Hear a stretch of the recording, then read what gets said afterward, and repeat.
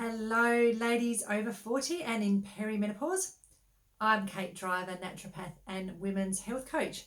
And I wanted to chat today about brain fog and poor memory and poor concentration when you're going through perimenopause and menopause. It's probably one of the most frustrating symptoms for ladies, and I experienced it a little bit myself and thought, wow, this is not great. And please don't think you're getting dementia or Alzheimer's.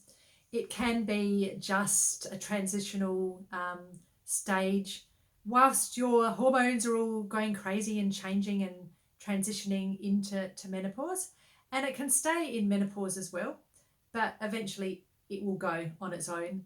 But you can do many things about it, and that's what I wanted to chat to you about today. So whilst the hormones are changing and fluctuating, there's loads of other things going on in your body as well that can affect your brain and your concentration and memory, and cause this sort of fuzzy feeling like you've got cotton wool in your head and brain fog and you just can't focus. But because your hormones, and particularly your estrogen, are changing and fluctuating a lot in perimenopause, one minute you might have high estrogen and the next minute it might plummet, then this affects your brain, and the receptors in your brain that usually respond to estrogen, they get a bit confused and they get affected, and it affects the part of your brain called the hippocampus, and that's responsible for memory and concentration. And so you can feel like, you're going a bit mad and you can't remember things and you don't know where you put your keys, and you forgot something really important that you've remembered for 20 years, and all of a sudden you can't remember people's names. Or you might just feel like you're staring into space a lot and not really wanting to focus, and your brain's just sort of wandering off because you can't really focus and concentrate on one task. Your hippocampus will get affected by the hormone fluctuations. So just make sure that firstly that your hormones aren't fluctuating so much, and they're going to drop anyway because it's a transition. But what you can do is work with a healthcare practitioner, somebody that works with you naturally, like myself, on your diet, your lifestyle, and some supplement recommendations that will get your hormones on track so you won't be affected by this as much. And these hormones also will affect your thyroid gland, which can cause these symptoms as well. And you might have had thyroid issues before, or maybe you're suspecting that you do have thyroid issues. Well, brain fog and poor memory and concentration is really common when women have an underactive thyroid, even if it's in its early stages that doctors aren't picking up. So subclinical hypothyroidism is something that isn't diagnosed by doctors. It's usually by naturopaths and natural healthcare practitioners, because we pick it up in its early stages when you can get real symptoms.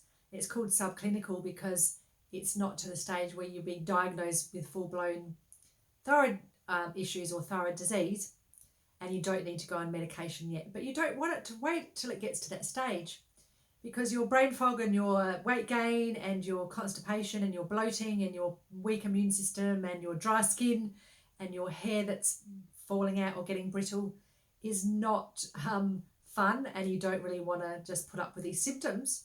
You can actually reverse them and stop them from happening, and you don't want to end up with full-blown thyroid issues or disease and get on medication for life.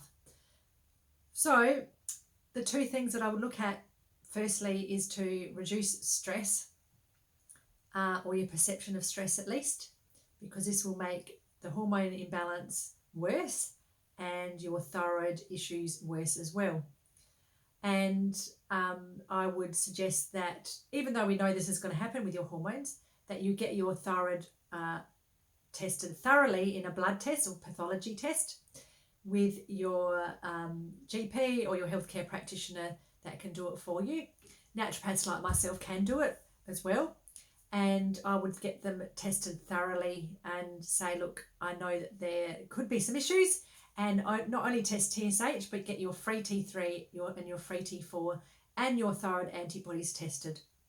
I would highly recommend this because this can contribute, your underactive thyroid can contribute to your symptoms that you're trying to resolve. And if you don't find out and you never know, then you'll never be able to resolve it because you're not focusing. And your doctor may tell you it's okay, but don't always just believe what they tell you because they're trained a certain way, just to look at when it's actually a full-blown disease.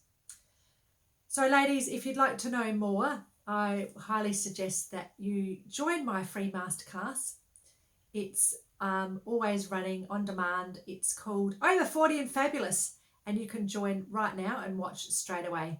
I will pop the link below and you can find out a lot more about what you can do with your lifestyle, your diet, supplement recommendations as well, what you should be doing to feel fabulous over 40 and in perimenopause. So thank you ladies for listening. I'm Kate Driver, naturopath and women's health coach, and I would love to see you very soon on my next masterclass and on my next video here. Thanks ladies, bye for now.